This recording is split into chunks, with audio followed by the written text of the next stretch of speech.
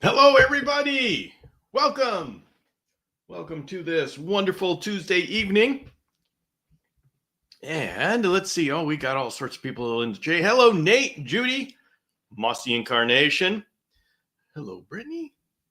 So Tuesday already. Yes, it is.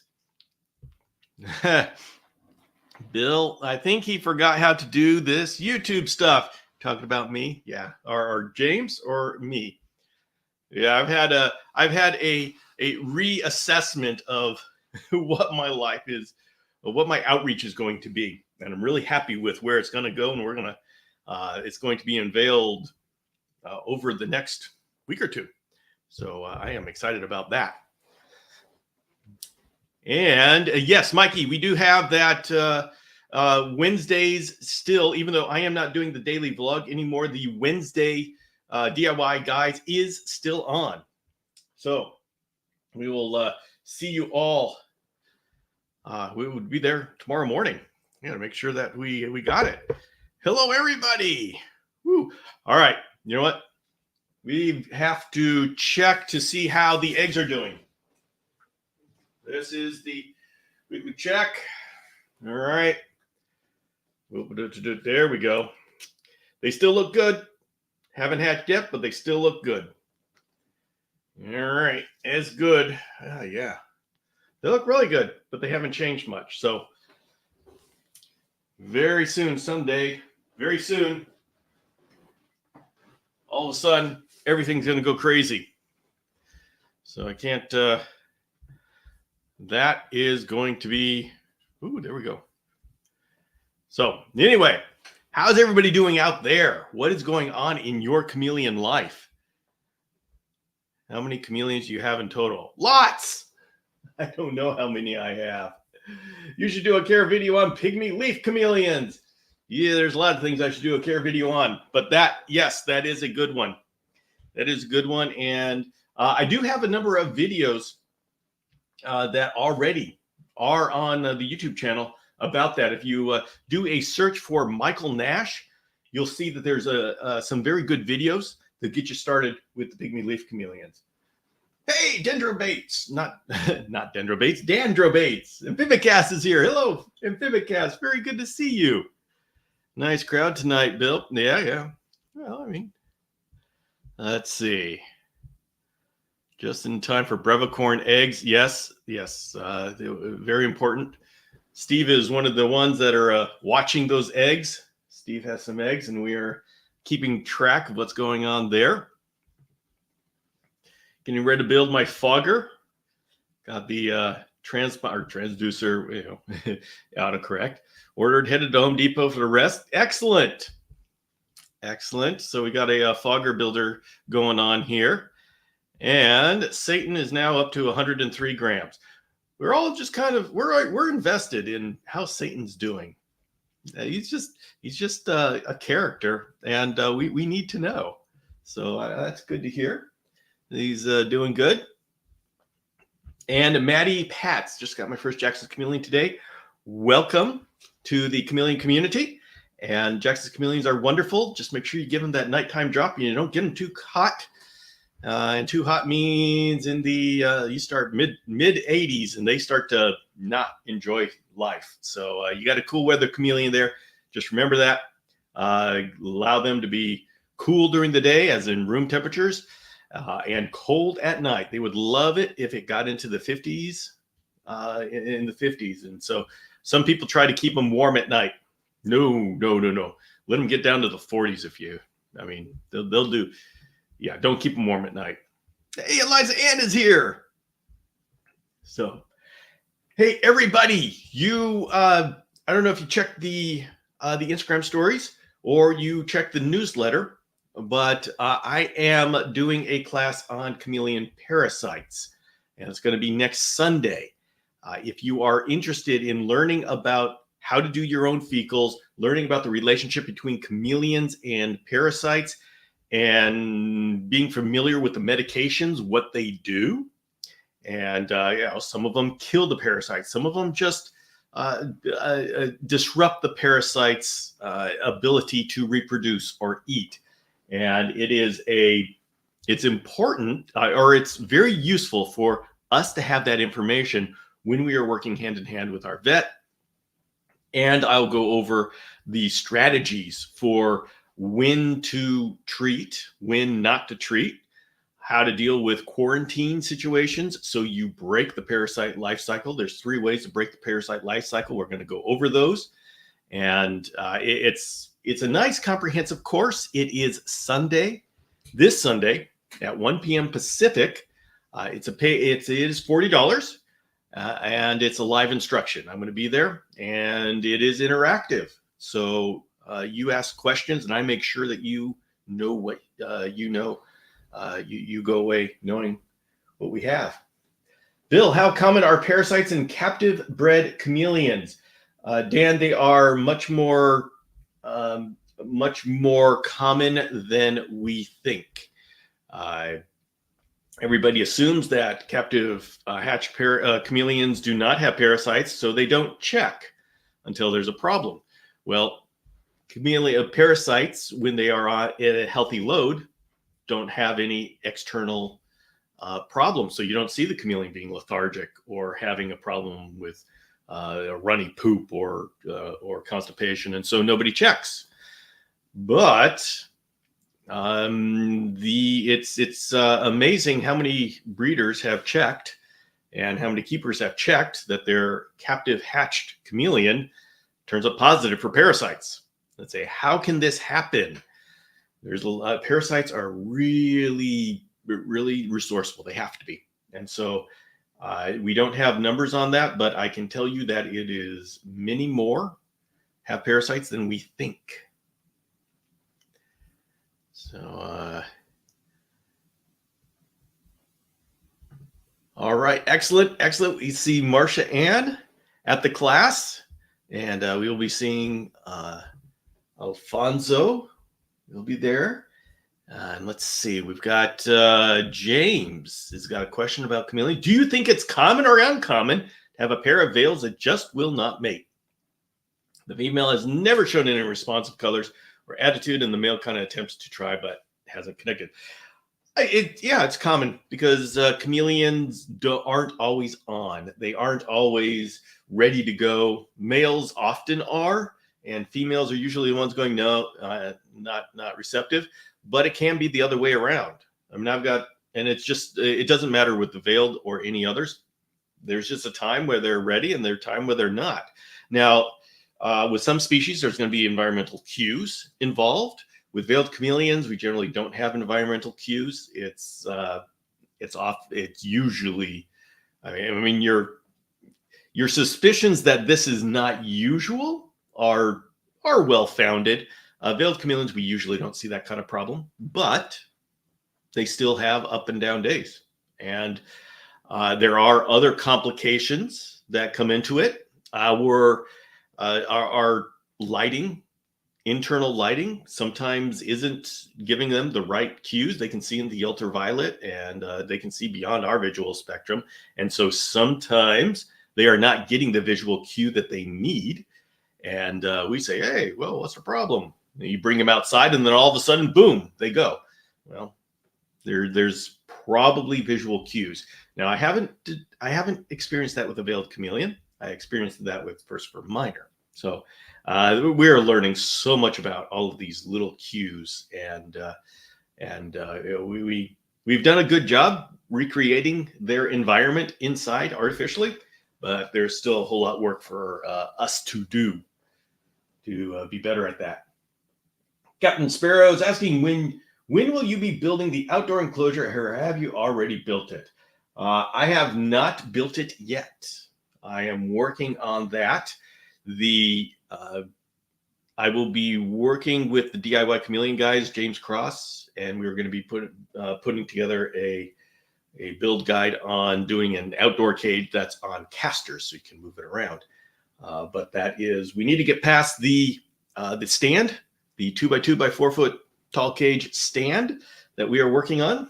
And then next we will, James and I will debate as to what we're going to do next. I want to do the big outdoor cage, but we shall see. We're going to arm wrestle for it. Nate will be joining at the class as well. Actually, we've got a really good group of people coming to the class. And I want to say, oh, what the heck? Two Turtle Tom's late to the party, but you're here, Two Turtle Tom. Very glad. And yes. And so we've got a great group coming to the parasite class. And I want to make it clear with this class. After the class, give me 48 hours to edit and stuff. But after 48 hours, that class will be available for you to review. But also there's going to be a discussion board that's going to go with that class. And it's only for the people that are in the class. And that's where we all can get together after the class and talk about all of these steps, because you can watch the class, go through it, get excited, but you're only going to pick up every third point. This means that we can talk about all those points that you need to pick up. Like when you're going for your microscope, you're going to do your first direct smear. So I'm going to go over it a lot, but we can explain it as we go along. So when you sign up for this class, yeah, the couple of hours, the Sunday afternoon is just the start of what we're doing. We're creating a little community around this. So, oh my goodness, Misty Mountain fans joined. That's my favorite person. It's my wife.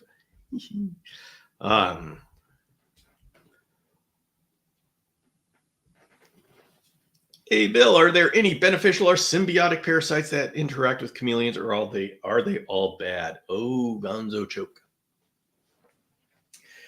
Boy, you have just tapped into a thorny subject. Not all the things that we see in the microscope are parasites. Some of them are, and not all the things that are affected by the medicine are parasites. And so, and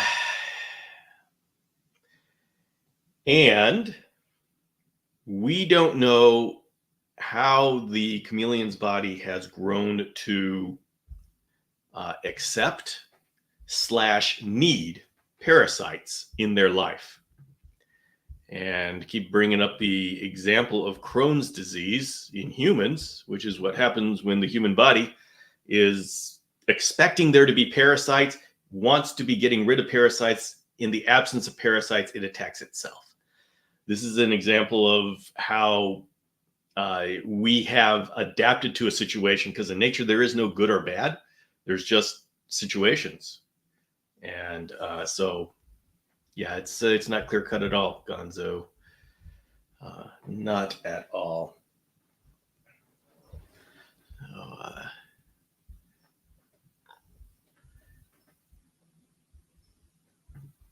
Yes, on Parasite class. Yes, Genevieve, we will see you there. Will the DIY chameleon guys be building a giant outdoor enclosure for safe? Absolutely, Eliza Ann. That's exactly what we're building it for. Everybody, we're going to be a lot of people collecting poop after this class and knowing what to do with it. Will the stand have the option to have the 5-gallon buckets below? The stand is designed for the buckets. Yeah, absolutely.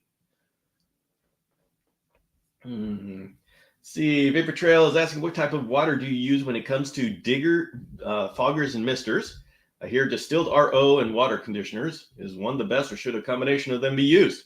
I hear the RO and distilled is, I use RO water, and distilled water is good too. And those do great in foggers and misters. And in fact, I don't like the smell of like tap water in foggers. Don't like that at all.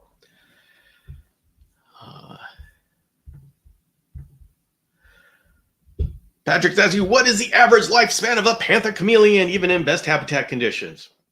I'm saying 7 to 10 years. I think we have some that are reported to live 10 years. And whether that's because of excellent husbandry or just they're outliers, we don't know. But so I think 7 to 10 years is a safe thing for us to know right now. In 20 years, I may have a different answer for you. Mossy Incarnation will be at the class as well. Excellent. Now I don't know your real name, so I may know that you're there, but not really.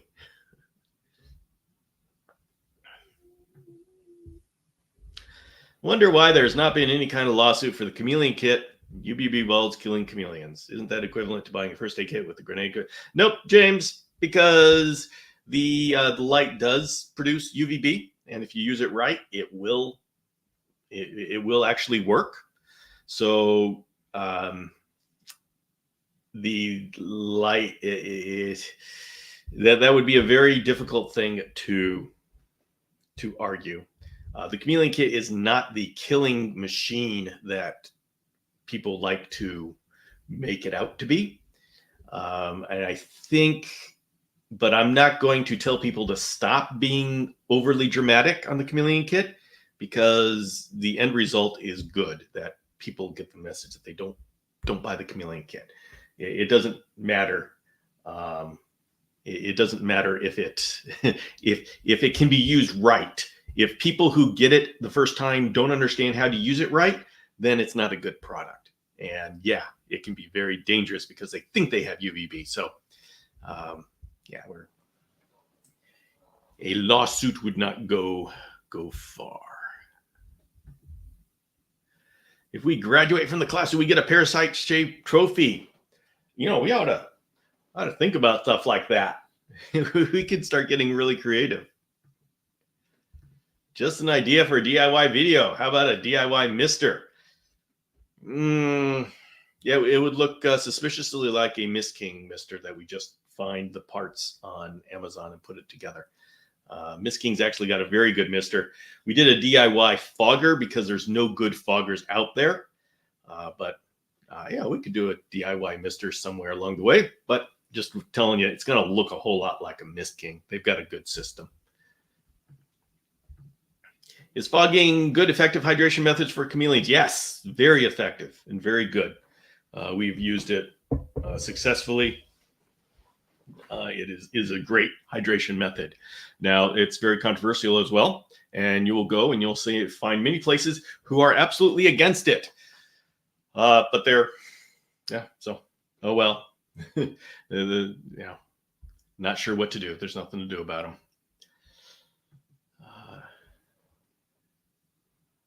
Let's see. Just Lala Lucho just brought my veiled. A nice chunky dubia. Looks like a large dubia, and it almost got away in my kitchen. I can truly say that my veiled loves them. Yes, they will love those.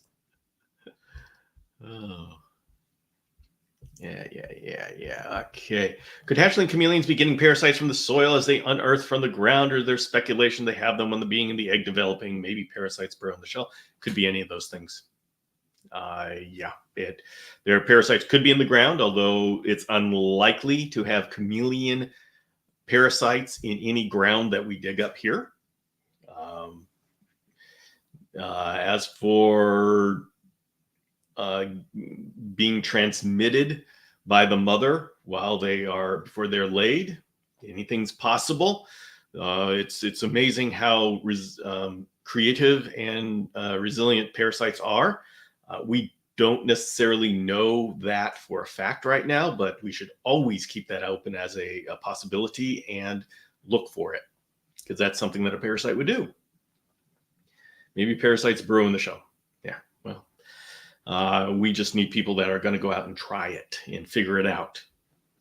So definitely, but that's the way we should be thinking. What is the craziest thing that a parasite could do? And I mean, they already do some incredibly crazy things, so let's not put anything past them. I think the more we find out about parasites, the more amazed we're going to be. In that case, I know Annette. Hello, okay.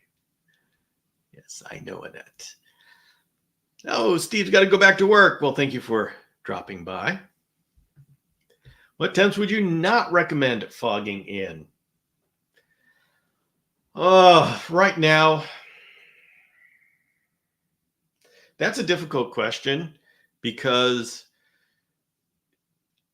if the temps get high and the humidity goes low, then I do fog. But if the humidity is high, and then I don't fog, and unfortunately, we don't have any real firm understanding of it. We have the basic, don't do it over, I don't know, 70 degrees. Make sure it's in 65. We don't know where the cutoff is as to where it starts to get dangerous. Oh, there's so much more that we have to learn. So much more. Geraldine listens to this while working. Well, wonderful, Geraldine. Keep us on, and we're gonna hang out with you at work for an hour.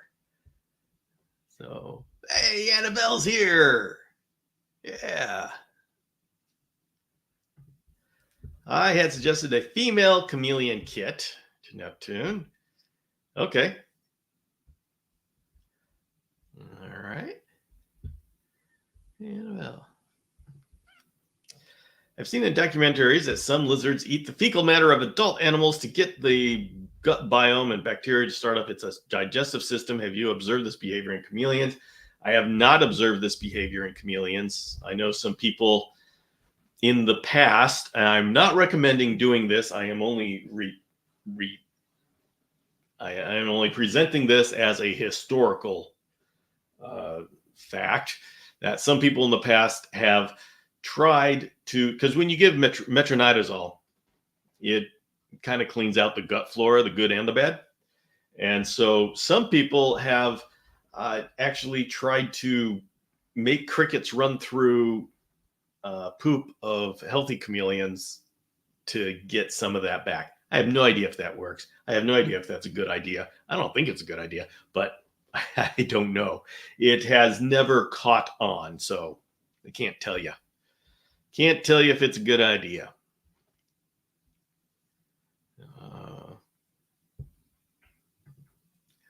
Live in the Inland Empire, and summer will be here next week. What's the solution for nighttime temperature drops? I have a hybridized reptibreeze. Okay, so when Ken is talking about the Inland Empire, he's talking about inland California. So coastal California is great for chameleons. Inland California starts getting into desert area. And so you're going to get some, when he's talking about summer will be here, that means hot and dry. So solution for a nighttime temperature drops. Hybridized reptibreeze is good. The solution is to get an air conditioner. And whether it's a window unit or a portable air conditioner, that is the solution. When I was up in there for a while there, I was moving every year because I was in the San Francisco area, and housing was crazy up there. And I had a house down south, so I was only up there temporarily. So every year I would move, and some houses didn't have air conditioning. So I had 2 portable air conditioners that went with me wherever I go, wherever I went. I open up a window, put in the air conditioning vent there, and the room was air conditioned. That's the way I kept my Jackson's chameleons. So that is the solution. There's other half solutions, but nothing works like an air conditioner. Now, that also dries out the air even more. So the hybridized reptibreeze is great. Using foggers and misters would balance that out. Planted DBQ, obsessed with all your resources. I am glad. Just built our first veiled enclosure with your build guides. Excellent. I'm glad to hear that.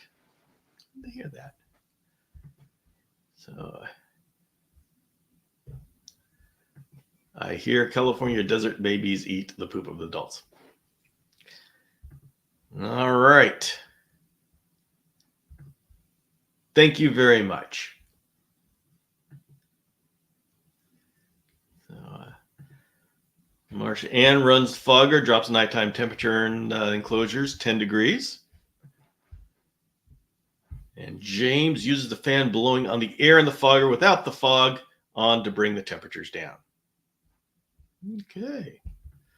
Marsha Ann, run a ceiling fan. All right, everybody, ceiling fans are great. Just make sure your chameleon doesn't freak out. All of my chameleons freak out when I start running the ceiling fan. They do not like that. They think it's pretty ridiculous. So, all right, a little bit about this class. just want to talk about, and for people just joining, I am doing a class this Sunday all about parasites and chameleons, and it's an official course. It'll be educational, it'll be tutorial, and it'll be interactive. And so I'm going to go methodically from the beginning, the start of the relationship between chameleons and parasites, go into the equipment necessary to do the testing, and then parasite ID for the most common parasites, nematodes, flagellated protozoa, coccidia, and then go into the medications. So, we'll do talk about the individual parasites, then go into the medications so you understand what the medications are doing, so you can actually have an intelligent discussion with your veterinarian about how to deal with this, and then strategies to deal with a parasitic infection. There's some parasitic infections you don't want to treat. What are the situations surrounding that? And then what are further study options? We know so very little about parasites, and so there are some burning questions, and there's some very cool resources out there that I will share. So for anybody interested, this is going to be this Sunday at 1 p.m.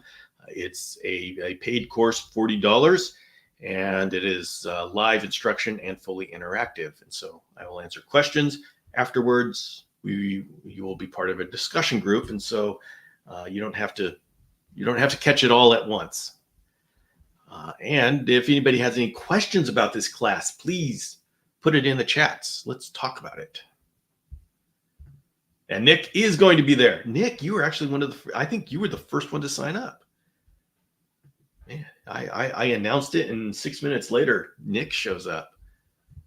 Very good to have you. Chris says, Bill, I'm thinking about breeding feeders for my dragons and cams. Do you have any good suggestions for feeders to start breeding? How to build? Chris, dubia. Dubia are great. Crickets are difficult. Superworms are great. Superworms and dubia are my favorite.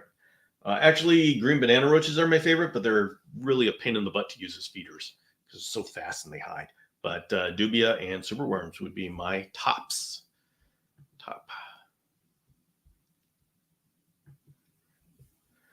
Are those air conditioners that don't need to be put into a window any good for Jackson's, chameleons, or Parsons? Yes.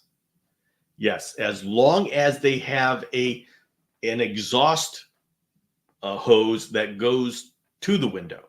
You have to get rid of the warm air. So there has to be an exhaust. If there's no exhaust, then yeah, I don't know what kind of what kind of air conditioner it's going to be.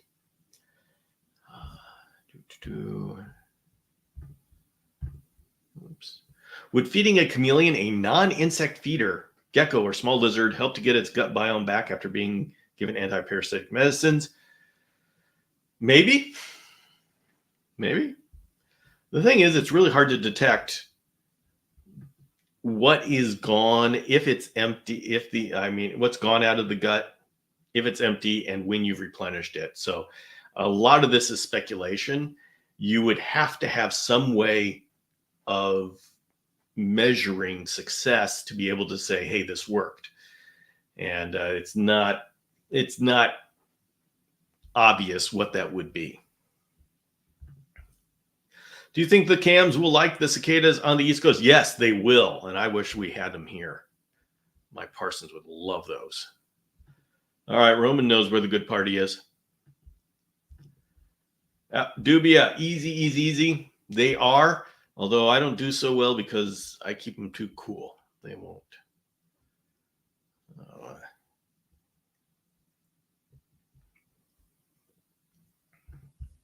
All right, Nate has an 8,000 BTU air conditioner for a 10 by 14 room, and it's effective. Thank you. You do a video on breeding roaches. I could. That is something.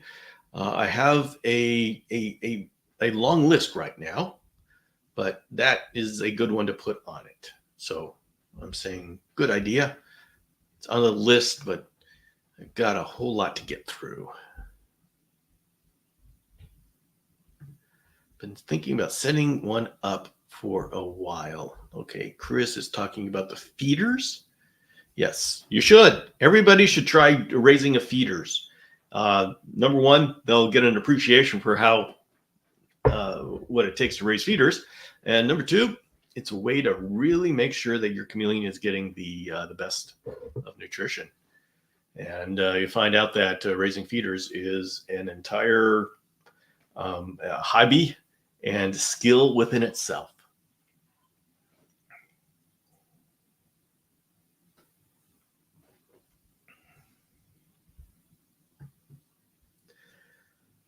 Remember being a military brat? Local sold Jackson's chameleons for $5.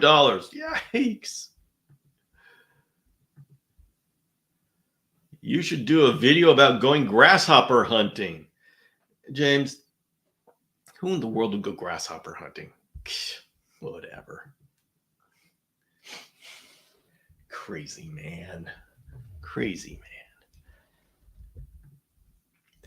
I'm more excited for these chats videos than an actual party. This is where the party is at. Yeah. Oh. See, Eliza Ann's currently working on breeding waxworms and supers. Once I get that down, we'll move to grasshoppers and something else. Goal is to not buy any bugs unless I want to. Yeah, grasshoppers are a really good one. And so if you guys want to try if you're saying, I really want to focus and invest in one feeder, which is a good idea, grasshoppers are a great choice. Grasshoppers are a great choice. And you're going to be seeing a lot more about grasshoppers on this channel as the time goes on.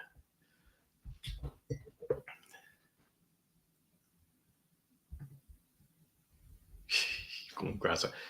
James is saying that because I just signed up for a grasshopper hunting expedition.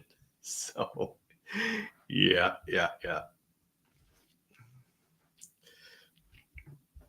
Crickets were easy to breed. Dubious take a bit. Hornworms. Yeah, Roman, you know what? I hate crickets. They were easy to breed, but boy, that was a lot of work to keep them healthy. And yeah, everybody, you're going to find, you try different feeders, you'll find the one that you click with, and that's going to be your feeder. Yeah.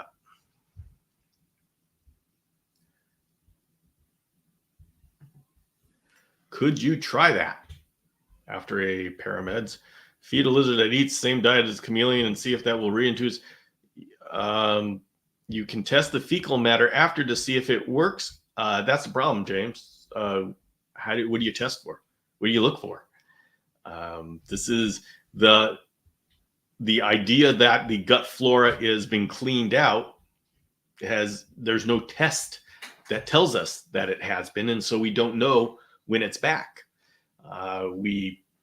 We theorize from appetite, but that is not a direct measurement of it. So we're going to need a way to measure the internal flora to know when we've replaced it. And there may be a way to indirectly do this, but someone's going to have to do a lot of thinking on that. What kind of grasshoppers have the best nutrition factor? I would look at the stuff that Dean Messimer from Feed Your Chameleon. He does a lot of study about grasshoppers and nutrition. He'd be a great person to bring on. I did an interview with him, and so you can find that on YouTube. And he did an article for the Chameleon Academy Journal that you can look through. I think it's the second issue. How do I convince my girlfriend to raise dupia roaches? That's a tough one. You would have to get her interested in chameleons, and chameleons are a great gateway reptile, especially for, we have a lot of, I'd say easily have 50% women, 50% men in chameleons, if not more women, because that's just the way it is. And so if she falls in love with the chameleon, she may start getting interested in what the chameleon eats. But Yeah, good luck. Good luck on that. Yeah, a lot of people have trouble getting dubia in the house.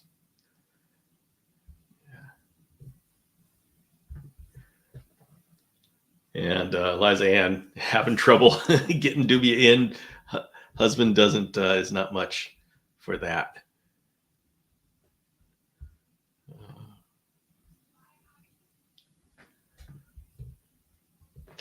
Breed Madagascar hissing roaches. Tricks is just keep them warm and fed. Now plenty 8 months of breeding them. Yeah, I need to keep mine warmer. Do you need a microscope for the class on Sunday? No, you don't. In fact, part of the Sunday class is telling you what you need in a microscope so you can go out and get the right equipment. So the class assumes no experience with microscopes and no experience with parasites. And so we start at ground zero and build up from there. The nice thing about the way this is structured is that since I'm going to have a discussion forum attached to this class. So if you take this class, then you can come back the next week. You will be able to review any part of the class you want to, and you're going to be able to talk to the people, the students who are in the class as we work through setting things up. And so it's not like you have to grab all the information right away and that's it. You can sit back, not take any notes, and just say, wow, this is really cool. And you go back. It's always there for you. And you can just be part of the conversation on the forums. And when you're ready, you will have absorbed all the information you need over time. And that's the best way to learn. That is the absolute best way to learn. And so that's what I want to do in my outreach efforts, is create a system where the class is just the starting point, but there's so much more on the back end. And then I think that's the way to really help people be successful with understanding parasites. And you'll have access to the class that it will be upgraded and it will be updated. And so you'll have access to all the updates. So this is just the start. This class is just the start of everything that comes with it. Yeah, you got to be really careful bringing things into the house that may cause problems. And yes, just lost power. Hopefully didn't miss too many things. Just me talking and enjoying life here. There was someone that made a video on a tardigrade hunting. It was yes. And as soon as everybody has microscopes, we're all gonna go and look for tardigrades together.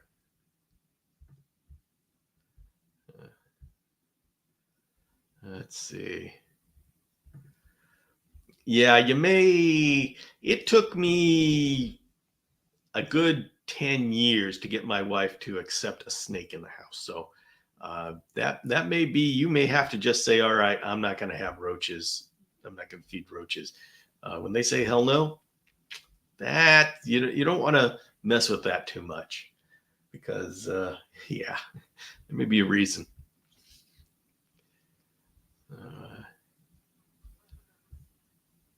Let's see. Okay. Okay, everybody's talking about tardigrades in the chat. So Nate says, I don't have a microscope and signed up. Good thing we don't need one. Oh, no. Yeah, guys. And if you're not confident, if you don't already have a microscope, don't get one for the class. Once you go through that class, you are going to know what to look for in a microscope. There's the different lighting, the different position of the lighting. What kind of magnification do you need? You know what? When you go and you look and you say, okay, what microscope should I get?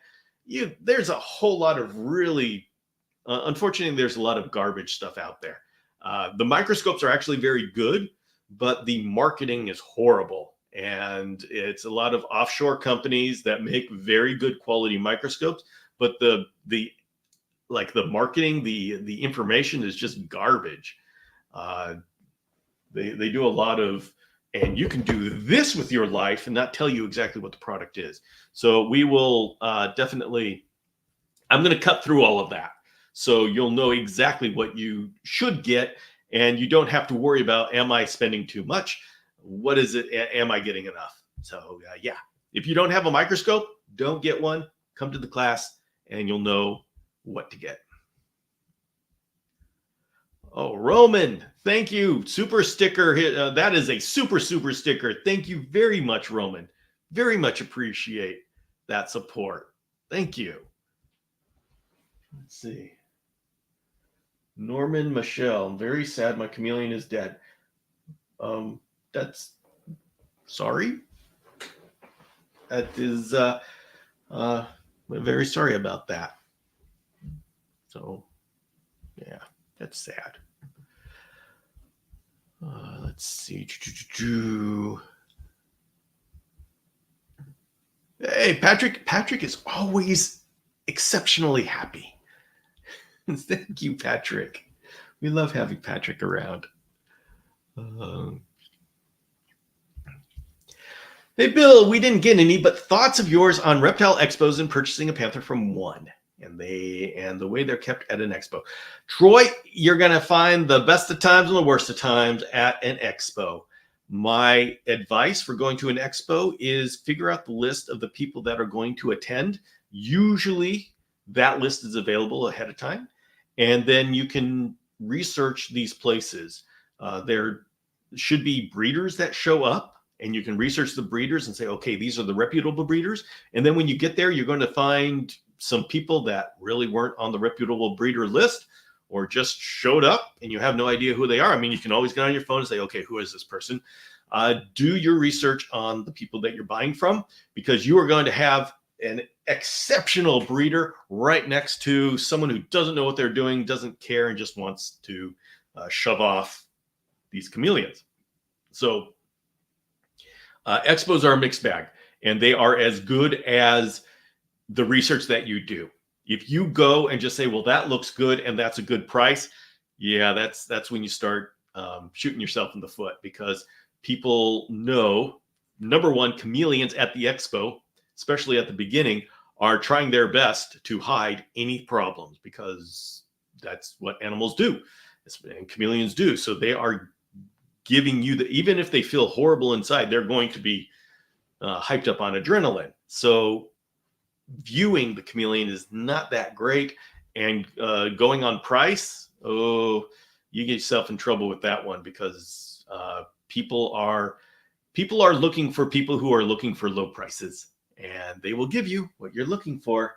If you're looking for low prices, you'll get it. You may not get quality though. So I always go for the quality. I investigate who's there, and I go to the reputable breeders, and really I pay whatever if I've decided that this is a reputable breeder, I am paying that price. I do not price shop for animals. I have learned long ago that is the way to get this initial, hey, I'm so clever, but yeah, it bites you on the back end. So I refuse to shop on price. I shop on who's got the quality, and I just pay what it is that they ask, because that is what's important to me. And really, you're going to have this chameleon for 5-7 years. Go for the quality that you will get the enjoyment for 5-7 years. Paying an extra $100, $200, spread that over 7 years. It's like nothing. So, and I know you can't just like throw money around, but when it comes to animals, just don't price shop. And Troy, this isn't directed at you. This is just general expo advice. So, hey, Colby, we joined. Hello, Colby. Very good to see you. Oh, yes. You know me well. You know me well. How How risky is it to feed insects you catch outside to your reptiles? It depends on your situation. Generally, it's not risky. There's always some risk, but if there was pesticides, it probably would have killed the insect. So if the insect is looking healthy, then it probably doesn't have pesticides. And parasites, well, there's big debate as to whether there's any parasites in North America that would infect a Madagascar chameleon, because parasites, to know where they're going inside the body, they follow chemical cues. And so if they don't get the right chemical cues, they don't know where they go and they get lost. So even if they are able to get into the chameleon's body, the chameleon may be a dead end host and there would be no infection. So generally speaking, I jump at the chance to feed any wild insects that I catch. But if there's something that makes you feel very uncomfortable, I also support that people not do it, because don't do something that you feel uncomfortable. You know of anyone who has had a roach infestation from their feeders getting out? No, I don't. Doesn't mean it hasn't happened yet, but it depends on where you are. Like in Utah, you're going to have a hard time finding a dubia infestation because they need it warm and humid. And so, California, it's warm and dry, or cold and humid. So in Utah, you got it cold and dry. So, I don't think Utah has the conditions that a dubia could ever hope to survive, and not in California. Now, in Florida, yeah, they got the perfect conditions. That's why dubia aren't allowed in Florida. So, it'll happen if you have the right conditions. My partner doesn't know we have roaches. He just thinks we have dubia, and I leave it. Well, Nate, those are forest beetles. I called them forest beetles for a long time and got away with it. Hey, we have Sean McNeely from McZoo Exotic Pets. Wonderful to have you here.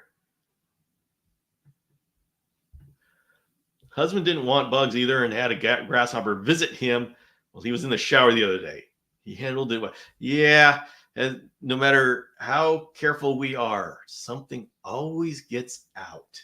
And sometimes it's funny, sometimes not so.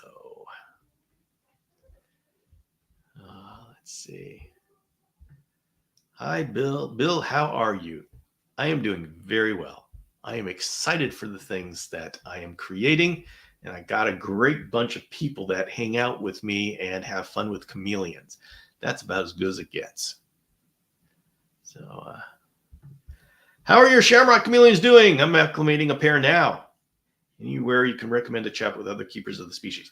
My shamrock chameleons are doing okay. I think they are coming out of a brumation type state. Recommend to chat with other keepers of the species. There aren't a whole lot of other keepers of the species. There's me. There will soon be more, and there will soon be a place that is very active to talk about the shamrocks. So hang tight just a little while and hang out here for a little while, and that will be made. It will come to exist in the near future. But right now, there aren't a whole lot of people, but it's growing. So it will happen. It will happen.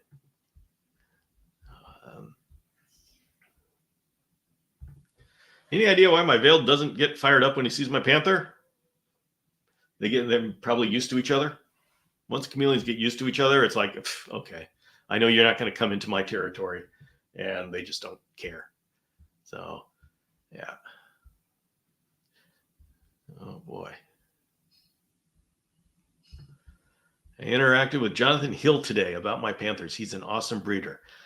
Jonathan Hill is an exceptional breeder. He is one of those breeders that is pushing our husbandry forward.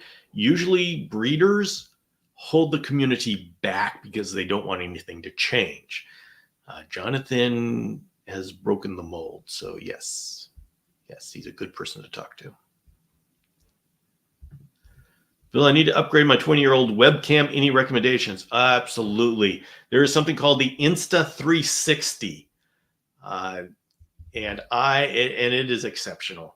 I have gone through a number of webcams, and of course, I need a good webcam because it's part of what I do here. The Insta360 has been an exceptional camera, and I have loved it very much. And I'm on it right now, actually.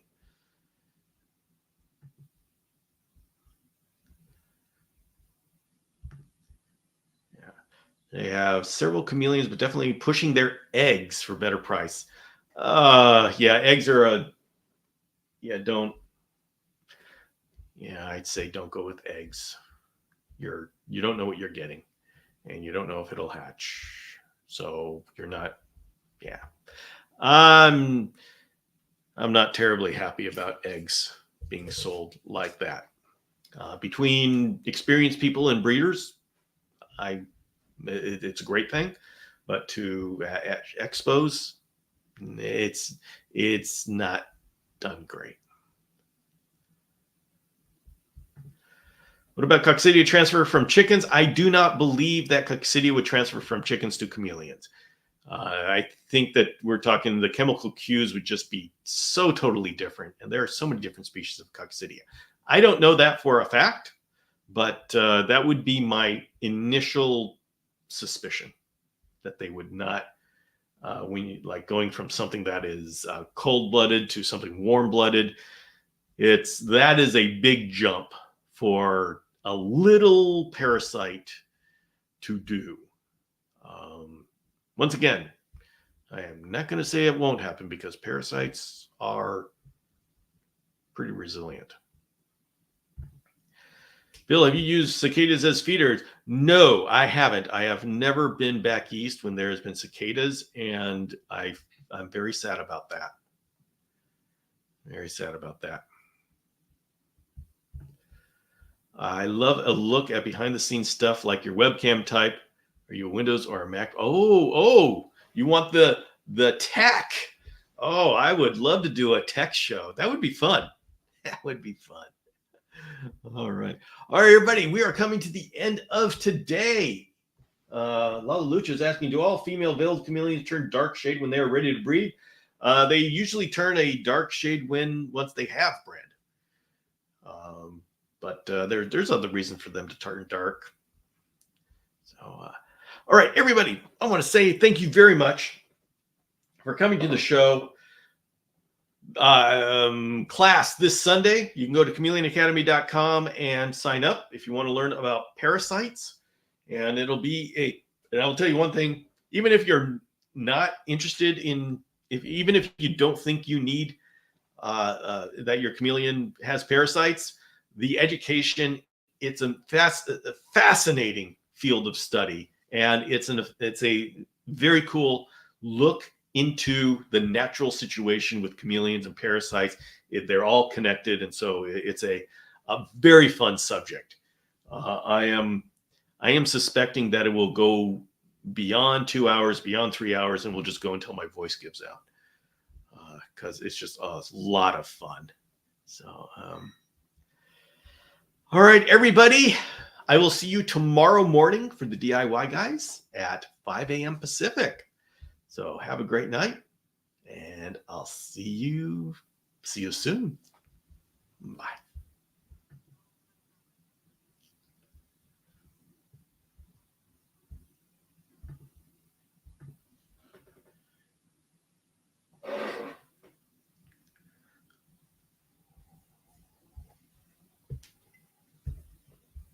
Oops. Have I not ended the stream yet?